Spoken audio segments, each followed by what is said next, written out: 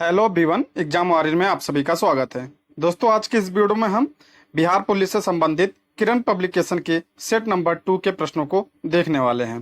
दोस्तों, सबसे पहले हम समाज विज्ञान के प्रश्नों को शुरू करेंगे, उसके बाद हम हिंदी वगैरह के प्रश्नों को देखेंगे। तो चलिए शुरू करते हैं। आज का हमारा पहला प्रश्न है, अमावस्या तथा पूर्णिमा के दिन बृहद ज्वार भाटा की घटना घटित होती है, क्योंकि उन दिनों। दोस्तों, इसका उत्तर जानने से पहले पहले हम जान लेते हैं ज्वार भाटा होता क्या है और इसकी उत्पत्ति कैसे होती है। तो ज्वार भाटा की उत्पत्ति समुद्री सतह पर ज्वार भाटा की उत्पत्ति सूर्य एवं चंद्रमा के आकर्षण बल तथा पृथ्वी के गुरुत्वाकर्षण बल व अपकेंद्रीय बल के प्रभाव से होती है। किसके कारण? सूर्य एवं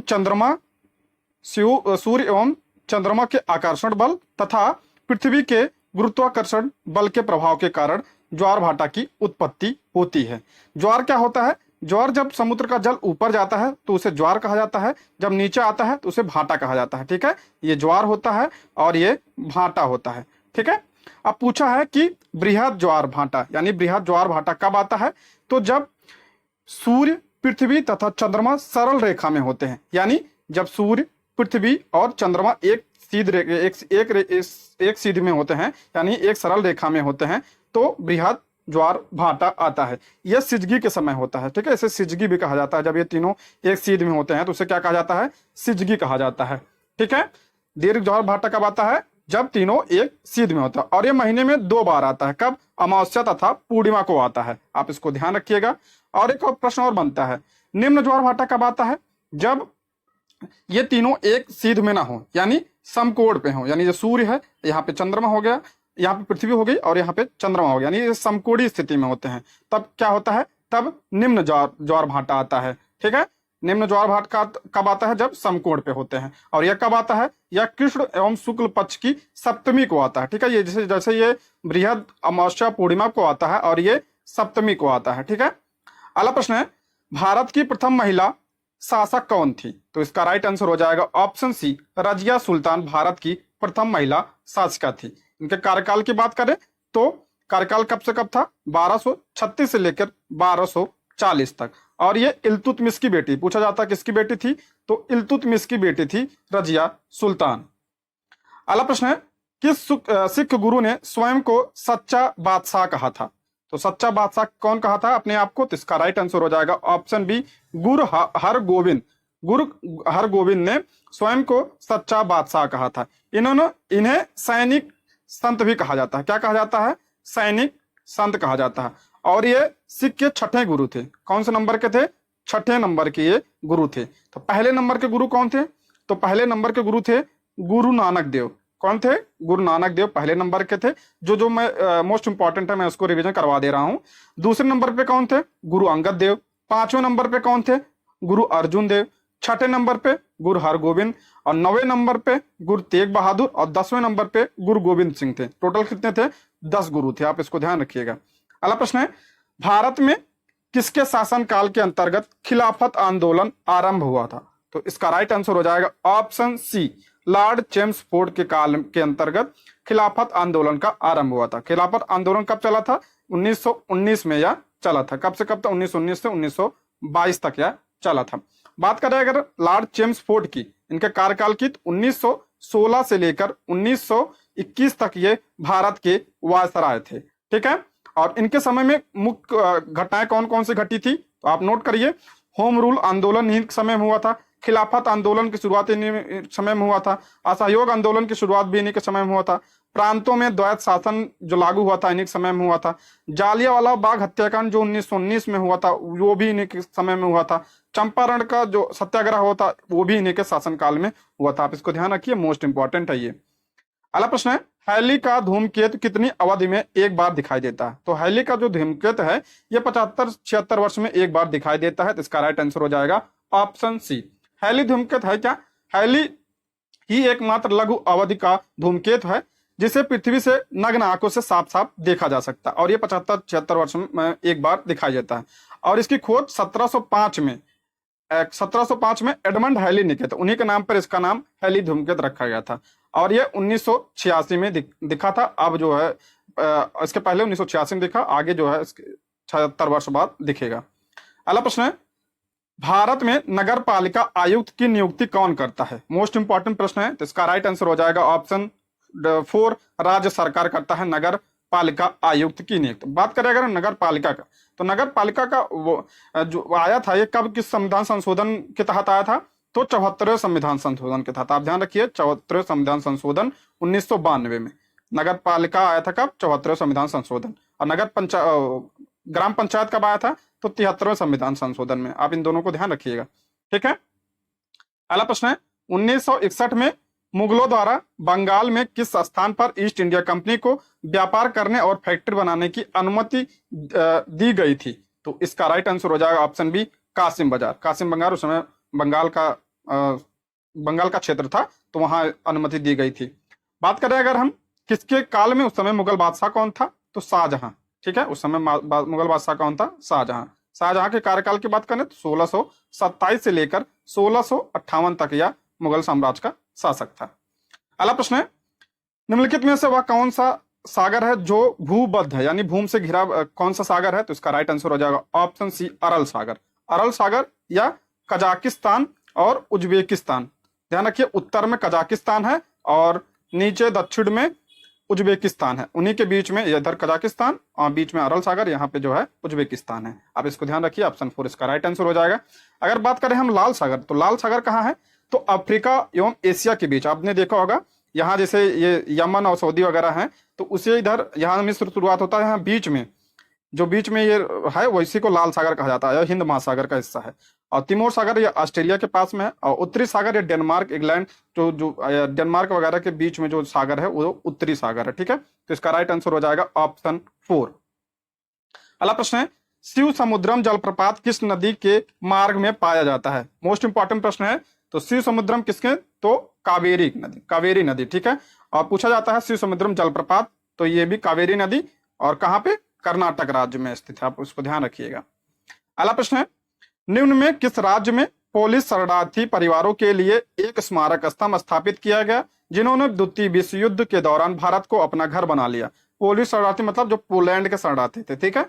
और इसका राइट आंसर हो जाएगा ऑप्शन ए, महाराष्ट्र।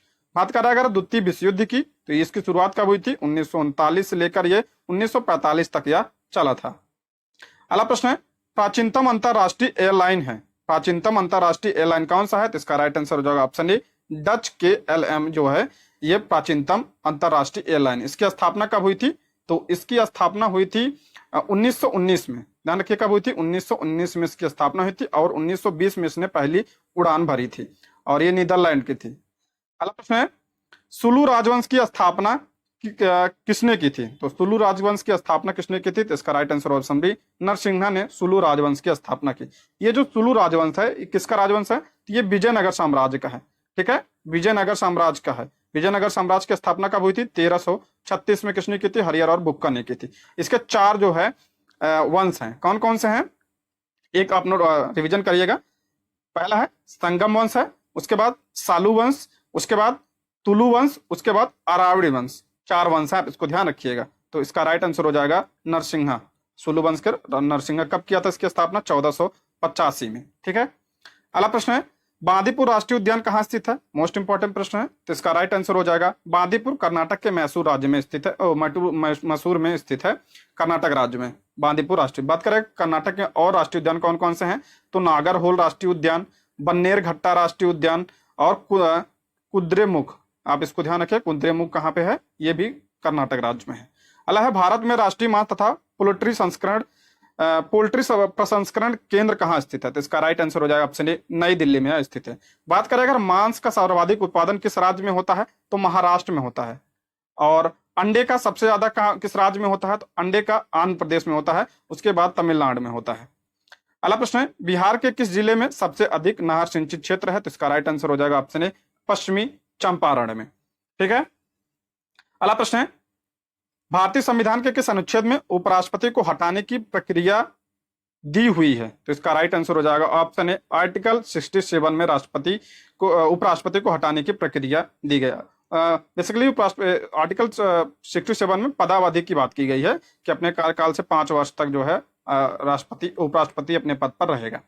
और ये राज्यसभा द्वारा संकल्प पारित कर पूर्ण बहुमत द्वारा हटाया जा सकता है। इसके लिए शर्त बस इतनी है कि 14 दिन पूर्व जो है उपराष्ट्रपति को नोटिस दिया जाना आवश्यक है। ठीक है। और बात करें राष्ट्रपति की पद का किस में उल्लेख है, तो आर्टिकल 63 में राष्ट्रपति के पद का उल्लेख है। ठीक है। अगला प्रश्न है, बलवंत राय मेहता कमेटी ने सुझाव दिया था कि पंचायती राज की संरचना का स्तर होना चाहिए। कैसा स्तर होना चाहिए, तो इसका राइट आंसर हो जब से त्रिस्तरीय दिया था। कौन कौन से, ग्राम, ब्लॉक और जिला। और ये जो बलवंत राय मेहता कमेटी है, इसकी स्थापना गठन कब हुआ था, 1957 में इसका गठन हुआ था। और इन्हीं के सुझाव पे पहली त्रिस्तरीय नगर पंचायत कौन सी है, नागौर। ये नागौर कहाँ है, तो ये कहाँ पे, राजस्थान में है। और इसका उद्घाटन कब किया गया था, 2 अक्टूबर 1959 में जवाहरलाल नेहरू ने इसका उद्घाटन किया था। इसको ध्यान रखिए, पूछा जाता है पहली त्रिस्तरीय नगर पंचायत कौन सी थी, तो नागौर थी। अगला है, भारत की नदियों को जोड़ने वाली पहली परियोजना पट्टी सीमा लिफ्ट इरिगेशन परियोजना जोड़ती है। किसको जोड़ती है, तो इसका राइट आंसर हो जाएगा ऑप्शन ए, गोदावरी नदी से कृष्णा नदी। अगला है, निम्न में कौन सा राष्ट्र राजशाही प्रथम विश्व युद्ध में केंद्रीय शक्तियों नामक गठबंधन का एक हिस्सा है। पूछ रहा है कि जो पहला विश्व युद्ध हुआ था उसमें केंद्रीय शक्ति यानी सेंट्रल पावर कौन कौन से, ये धुरी राष्ट्र। जो पहला विश्व युद्ध हुआ था तो उसमें 2 गुट थे, कौन कौन से, एक था धुरी राष्ट्र, एक थे मित्र राष्ट्र। कौन कौन से, धुरी राष्ट्र और मित्र राष्ट्र। इसमें धुरी राष्ट्र यानी सेंट्रल पावर पूछा है, तो कौन कौन से इसमें थे, जर्मनी, हंगरी, ऑस्ट्रिया वगैरह थे। तो इसका राइट आंसर हो जाए ऑप्शन बी, ऑस्ट्रिया और हंगरी। बात करें अगर मित्र राष्ट्र की, तो उसमें कौन कौन से, ब्रिटेन, रूस, फ्रांस वगैरह उसमें मित्र राष्ट्र में शामिल थे। और पहला विश्व युद्ध कब शुरू हुआ था, 1914 में। 1914 से लेकर 1918 तक चला था। अगला है, निम्नलिखित में कौन सा कालाक्रम अनुसार सही है, देख लेते हैं।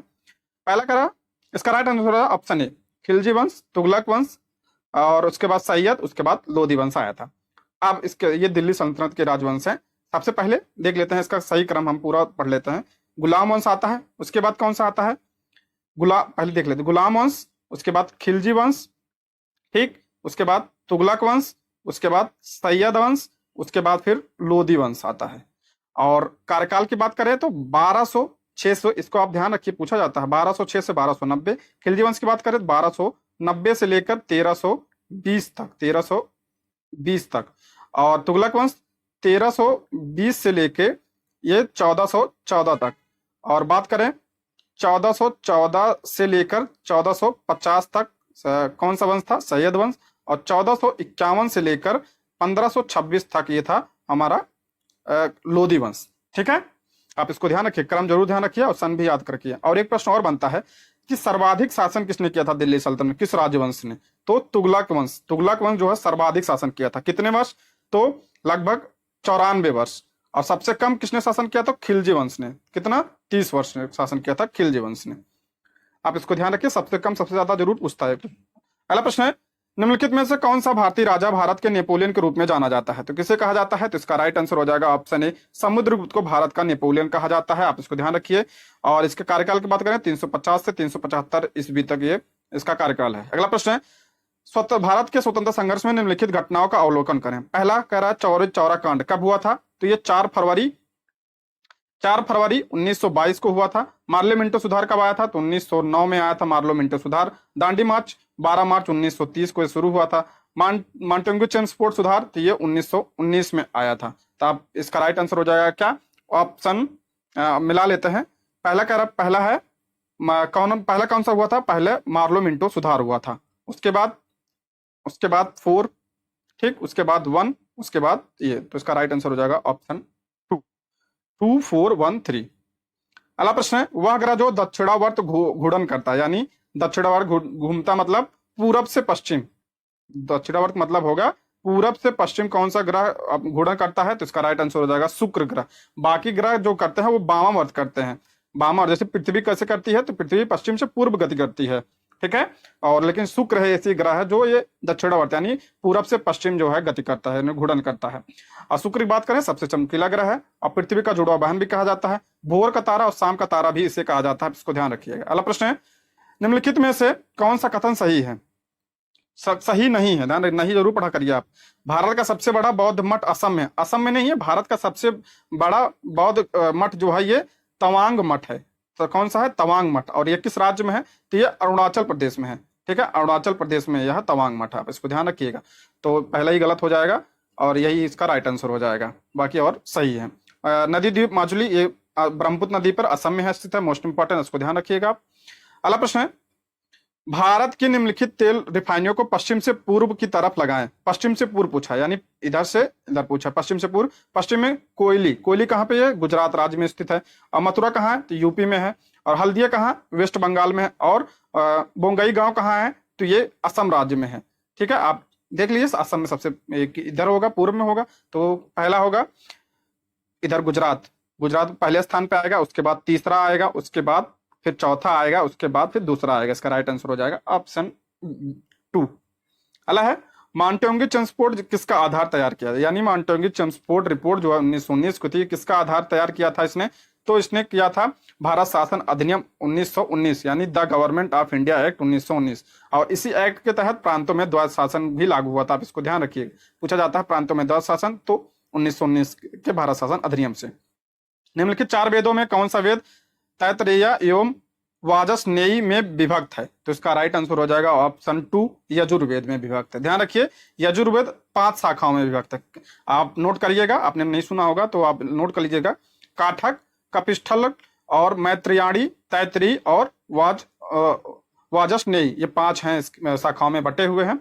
और जो ये ऋग्वेद है इसे कर्मकांडी वेद कहा जाता है। और ये गद्य और पद्य दोनों में है। पूछा जाता है गद्य और पद्य में कौन है? तो ये गद्य और पद्य दोनों में है। और एक प्रश्न और बनता है कि इसका एक उपनिषद है जबाल्यो उपनिषद। जबाल्यो उपनिषद में 4 आश्रम का उल्लेख मिलता है। ठीक है, आप इसको भी ध्यान रखिएगा। अगला प्रश्न है, भारत के उपराष्ट्रपति को हटाने का प्रस्ताव कहाँ लाया जा सकता है? तो इसका राइट आंसर हो जाएगा कहाँ लाया जा सकता है?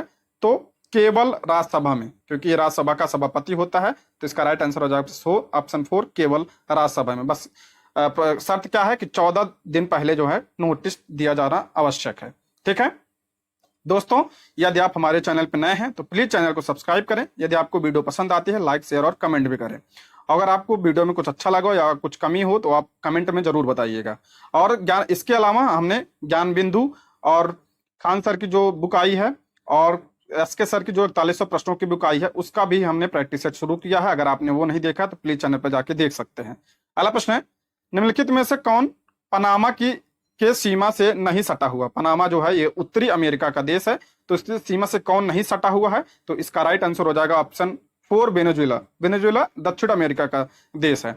अगला प्रश्न है, भारतीय संविधान की कौन सी अनुसूची कहती है 14 वर्ष से कम आयु के बच्चों को किसी भी उद्योग या खान या किसी दूसरे खतरनाक नियोजन में नहीं रखा जाएगा? अनुसूची मतलब यहाँ आर्टिकल होना चाहिए। किस आर्टिकल में कहा गया है? तो आर्टिकल 24 में कहा गया। इसका राइट आंसर हो जाएगा ऑप्शन 1। इसमें ये किसमें आता है? शोषण के विरुद्ध अधिकार में यह आता है। अगला प्रश्न है कि किसके शासन में भारत की राजधानी कलकत्ता से नई दिल्ली स्थानांतरित की गई थी? तो इसका राइट आंसर हो जाएगा ऑप्शन ए, लॉर्ड हार्डिंग के समय कलकत्ता से राजधानी शिफ्ट की गई थी नई दिल्ली। कब की गई थी? 1911 में इसकी घोषणा की गई थी और वास्तविक रूप से 1912 में दिल्ली राजधानी बनी थी। किसके समय में? लॉर्ड हार्डिंग के समय में। अगला प्रश्न है, नेहरू रोजगार योजना का मुख्य उद्देश्य क्या है? तो इसका राइट आंसर क्या था? तो इसका राइट आंसर हो जाएगा ऑप्शन 3, शहरी बेरोजगारों को रोजगार प्रदान करना। यह इसकी शुरुआत कब हुई थी? 2 अक्टूबर 1989 को इसकी शुरुआत की गई थी। अगला प्रश्न है, संविधान की व्याख्या करने के लिए भारत में उच्चतम प्राधिकरण कौन है? तो ये सभी को पता है। इसका राइट आंसर हो जाए ऑप्शन बी, सर्वोच्च न्यायालय। ये उच्चतम प्राधिकरण है जो संविधान की व्याख्या कर सकता है। अगला है, प्रसिद्ध फतेहपुर सीकरी को किसने बनवाया था? किसने बनाया था? इसका राइट आंसर हो जाए ऑप्शन 4, अकबर ने बनवाया था। अकबर ने 1571 में इसे बसाया था और इसको राजधानी बनाया था इसने 10 वर्षों के लिए। लगभग 1572 से लेकर 1582 तक यह राजधानी थी मुगलों की। अगला प्रश्न है, 1600 ईस्वी में लगभग बिहार की यात्रा करने वाला अब्दुल लतीफ कहाँ का रहने वाला था? तो इसका राइट आंसर हो जाएगा ऑप्शन ए, ईरान का रहने वाला था अब्दुल लतीफ।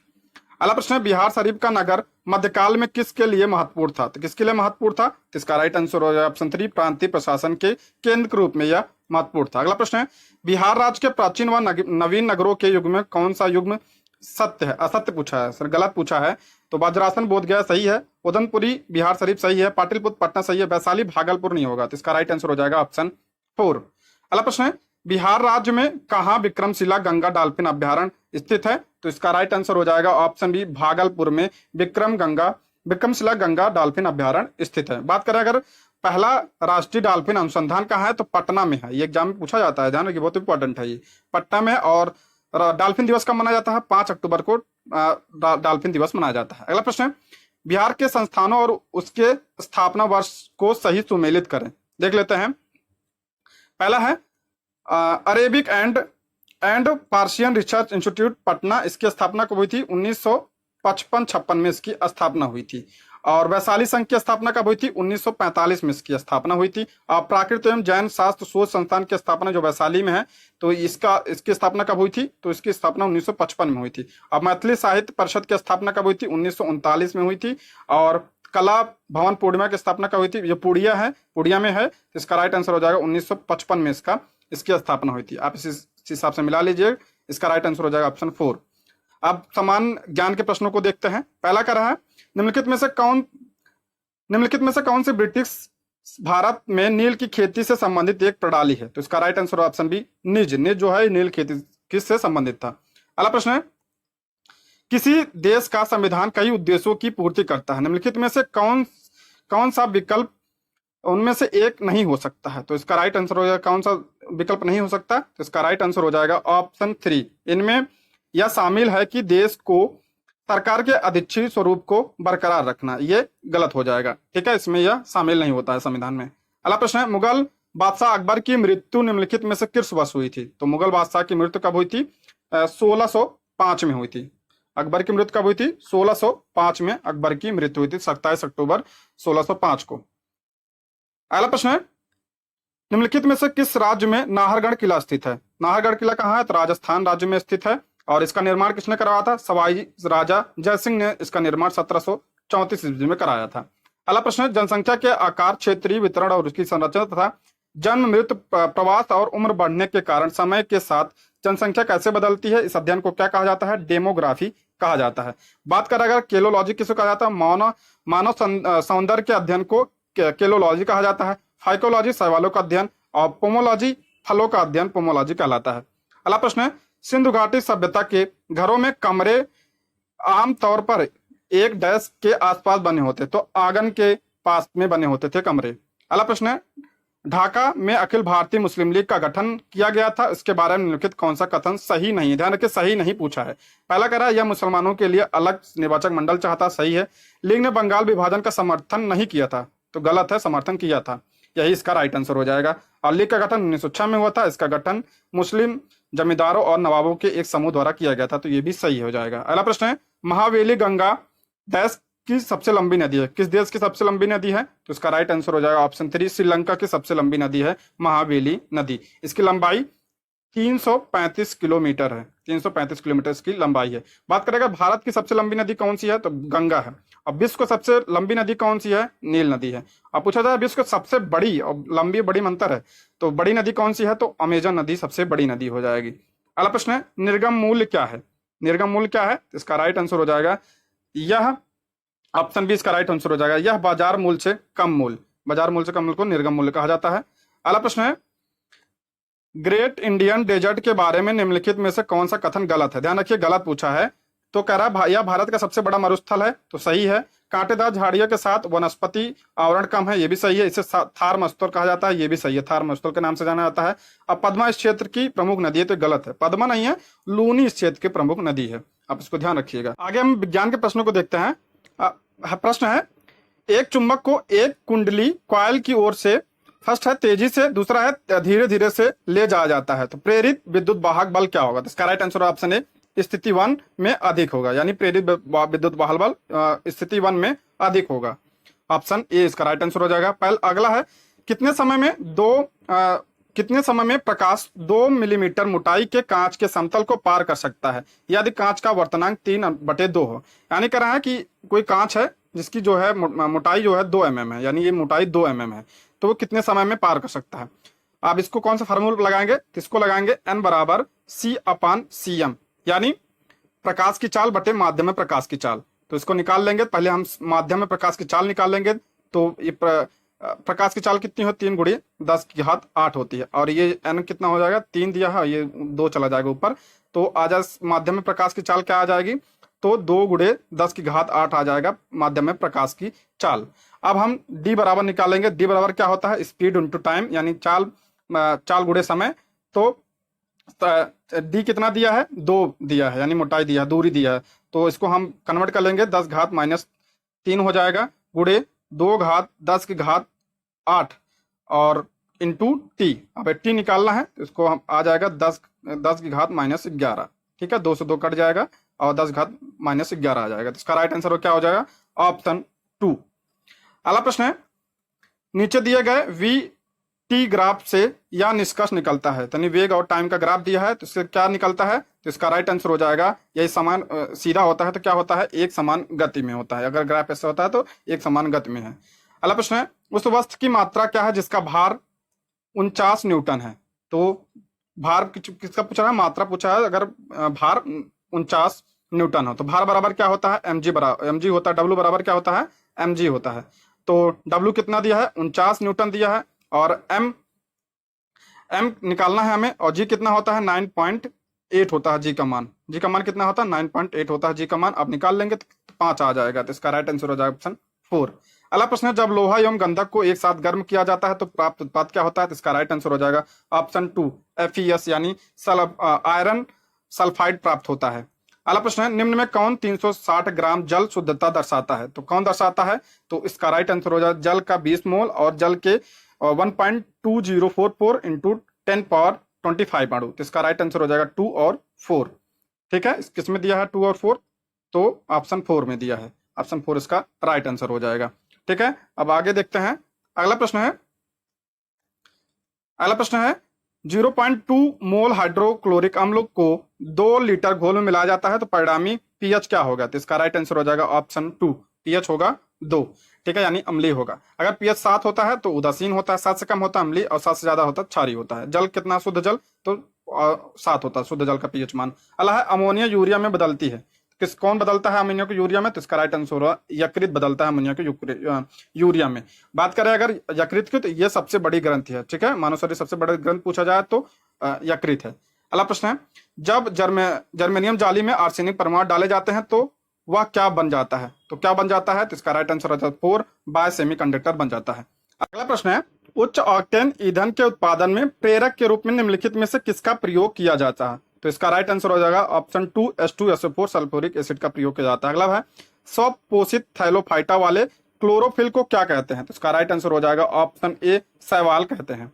अगला प्रश्न है, जल संवर्धन पौधों के कर्षण की एक विधि है जिसमें निम्न में से किसका प्रयोग नहीं किया जाता? तो इसका राइट आंसर ऑप्शन 4, मिट्टी का प्रयोग नहीं किया जाता। अगला है, वनस्पति जगत के गैर हरित विषम पोषित पौधों में से कौन होते हैं? तो इसका राइट आंसर हो जाएगा ऑप्शन 4, फंजाई। अगला, स्वपरागण का परिणाम क्या होता है? तो स्वपरागण का परिणाम होता है ऑप्शन ए, अंतः प्रजनन। अगला प्रश्न, ऐसे परमाणुओं को जिसमें प्रोटॉनों की संख्या समान परंतु न्यूट्रॉनों की संख्या भिन्न भिन्न होती है तो उसे क्या कहा जाता है? तो इसका राइट आंसर होगा ऑप्शन ए, समस्थानिक कहा जाता है। अगला प्रश्न, 100 डेसिबल का रव शोरगुल का प्रबलता संगत स्तर किससे संगत है? इसका राइट आंसर हो जाएगा ऑप्शन 4, यंत्र कारखानों के शोर से। अगला प्रश्न है, अम्लीय वर्षा में प्रायः क्या अधिक मात्रा में पाया जाता है? तो इसका राइट आंसर हो जाएगा ऑप्शन 4, सल्फ्यूरिक अम्ल पाया जाता है अम्लीय वर्षा में। अगला प्रश्न, पके हुए टमाटर का लाल रंग इसकी उपस्थिति के कारण होता है? तो कैरोटिनाइड वर्णक के कारण होता है, और वो वर्णक कौन सा है? तो लाइकोपीन। कौन से होता है? लाइकोपीन के कारण टमाटर का लाल रंग होता है। अगला प्रश्न है, पराबैंगनी यूवी क्षति से पादपों की रक्षा करने वाला वर्णक कौन सा है? तो इसका right answer option A, phycocyanin. अगला प्रश्न, नर पुष्प और स्त्री दोनों को जन्म देने वाला पादप क्या कहलाता है? तो इसका राइट आंसर हो जाएगा ऑप्शन 3, उभयलिंगी कहलाता है।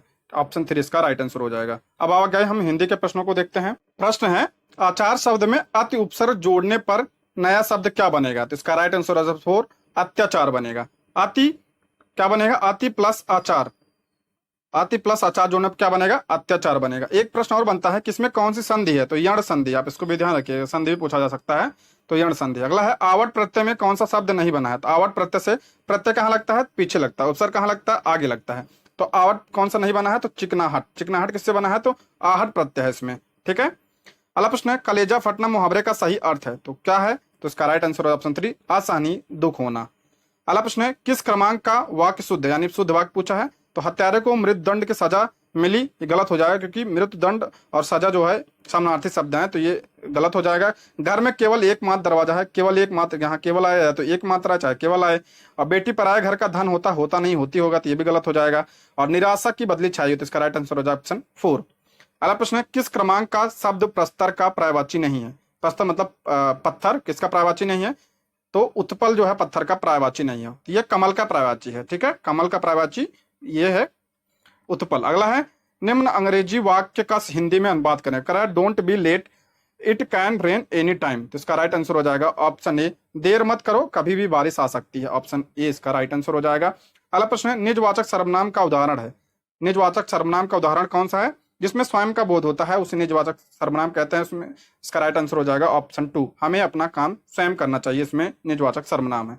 सर्वनाम कितने प्रकार के होते हैं, 6 प्रकार के होते हैं, रिवीजन करिए कौन कौन से, पुरुषवाचक, निश्चयवाचक, अनिश्चयवाचक, प्रश्नवाचक और संबंधवाचक और निजवाचक, तो इसका राइट आंसर हो जाएगा ऑप्शन 2।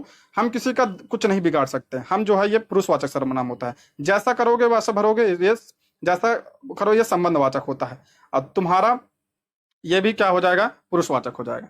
अगला प्रश्न है, उचित संबोधक से रिक्त स्थान भरिए, कह रहा है बालक चांद, क्या होगा, चांद की तरफ, ऑप्शन सी हो जाएगा, ऑप्शन 3 हो जाएगा, इसका राइट आंसर हो जाएगा। अगला है, कौन पापति को अकेले छोड़कर नहीं जाना चाहते हैं, ध्यान रखिए ये जो कक्षा 10 की वर्णिका है पुस्तक हिंदी की, उसमें जो है ये पूछा गया है, ये उसके भाग पार्ट 4 का है, ये पार्ट 4 का नगर पाठ का नाम है, उससे ये प्रश्न लिया गया है, तो इसका राइट आंसर हो जाएगा ऑप्शन सी, उसकी पुत्रवधू। अगला प्रश्न है, मधुबनी चित्रकला के कितने रूप प्रचलित हैं, तो इसका राइट आंसर हो जाएगा कितने रूप, 3 रूप प्रचलित है। मधुबनी चित्रक, मधुबनी कहाँ से, तो बिहार राज्य से संबंधित है। कौन कौन से वो 3 है, भूमि आकल्पन, भित्ति चित्रण और पेंट चित्रण है, ठीक है। अगला प्रश्न है, माँ शीर्षक कहानी किससे संपादित है, ये भी वाणिका से लिया गया है, और ये कक्षा 10 की बुक है, और भाग इसका पार्ट 3 है, पार्ट नंबर 3 से लिया गया है, उस पार्ट का नाम है माँ, ठीक है। किसने है, तो इसका राइट आंसर ऑप्शन है गोपाल दास नागरकर। तो अंग्रेजी के प्रश्नों को देखते हैं, पहला ट्रांसलेट करना है, शिक्षा ही मनुष्य को जानवर से अलग करती है, तो इसका राइट आंसर हो जाएगा option A, education distinguishes man from animals, इसका राइट आंसर हो जाएगा ऑप्शन ए। अगला प्रश्न है, find out the incorrect part of the following sentence, पूछा करेक्ट पूछा है, it in the last week, दूसरा है I told him to come in time but he still comes late every day, तो इसका राइट आंसर हो जाएगा, इसमें कौन सा फॉल्ट है, तो ये इसमें फॉल्ट है, ठीक है, तो यहाँ लास्ट वीक होगा, ठीक है, इन द नहीं लगता, लास्ट वीक जगह जहां आता है, जहां लास्ट वीक हो या लास्ट मंथ हो, लास्ट ईयर हो, वहां उसके आगे इन द नहीं होता है, तो किसमें इनकरेक्ट है, तो पहले में है। अगला प्रश्न है, फिल इन द ब्लैंक, तो कंजक्शन भरना है, लुक आउट यू, इसमें हो जाएगा ऑप्शन ए, विल फॉल। अगला प्रश्न है, इसमें कह रहा है कि इंट्रोगेटिव में चेंज करना है, I am writing a short story, interrogative मतलब प्रश्नवाचक, तो इसका राइट आंसर हो जाएगा option 4, I am writing a short story, यहाँ क्वेश्चन मार्क लग जाएगा। अगला प्रश्न है, एंटोनिम्स पूछा है, हॉस्टाइल का एंटोनिम्स क्या होता है, तो इसका राइट आंसर हो जाएगा ऑप्शन 3, एमिकेबल जो है हॉस्टाइल का एंटोनिम्स हो जाए, इसका मतलब क्या होता है, हॉस्टाइल का मतलब होता है शत्रुतापूर्ण, क्या होता है, शत्रुतापूर्ण होता है इसका मतलब, और एमिकेबल मतलब क्या होता है, मैत्रीपूर्ण होता है। अगला प्रश्न है, सिनोनिम्स पूछा है, किसका सिनोनिम्स पूछा है, तो डिस्टिंग्विश का सिनोनिम्स पूछा है, इसका मतलब होता है अलग करना, तो इसका राइट आंसर हो जाएगा ऑप्शन 3, डिफरेंशिएट करना हो जाएगा ऑप्शन 3। अगला प्रश्न है, choose the option that describe the meaning of the following idiom phrase, idiom phrase दिया है, ए मैन ऑफ स्ट्रॉ, तो इसका राइट आंसर हो जाएगा क्या हो जाएगा, तो इसका राइट आंसर हो जाएगा option A man of no substance. अगला प्रश्न है, what is the meaning of the word mercurial as used in the chapter, तो इसका राइट आंसर है option 4, unexpected change in mood. अगला प्रश्न है, which among the following is not true about Humayun Kabir, Humayun Kabir जो है इनके बारे में कौन सा सही नहीं है, तो इसका right answer option A, he was a member of Indira Gandhi cabinet, तो यही इसका राइट आंसर हो जाएगा, ये नहीं होगा। हुमायूं कबीर का जन्म 1906 में हुआ था और इनकी मृत्यु हुई थी 1969 में, इनकी मृत्यु हुई थी, ठीक है। दोस्तों अब मैथ के प्रश्न है, आप इसका पीडीएफ जो है टेलीग्राम से डाउनलोड कर लीजिएगा और वहां से इसको सॉल्व कर लीजिएगा। मैं उत्तर बता दे रहा हूं। 91 का क्या हो जाएगा, 91 को हो जाएगा ऑप्शन 3 हो जाएगा इसका राइट आंसर। अगला है 92 का क्या हो जाएगा, 92 का 4 ऑप्शन है। अगला है 93, 93 का ऑप्शन हो जाएगा ऑप्शन 3। और 94, 94 का हो जाएगा ऑप्शन 1। आप इसको सॉल्व कर लीजिएगा, पहले खुद से सॉल्व करिएगा फिर आंसर देखिएगा। और 95 का हो जाएगा, 95 का ऑप्शन 3 हो जाएगा इसका राइट आंसर। अगला प्रश्न है 96, 96 का हो जाएगा ऑप्शन 2 हो जाएगा इसका राइट आंसर। और 97 का हो जाएगा 97, 97 सॉरी 97 का हो जाएगा 4, ऑप्शन 4 हो जाएगा 97 का। और 98 का क्या हो जाएगा, 98 का ऑप्शन 1 हो जाएगा, ठीक है। और 99 का हो जाएगा ऑप्शन 1 हो जाएगा। दोस्तों अगर कोई उत्तर गलत हो तो आप उसको कमेंट बॉक्स में जरूर बताइएगा, क्योंकि स्पीड में गलती हो जाती है कभी कभी। तो 100 का हो जाएगा ऑप्शन 4। दोस्तों ये रहे आज के प्रश्न। Thank you for watching.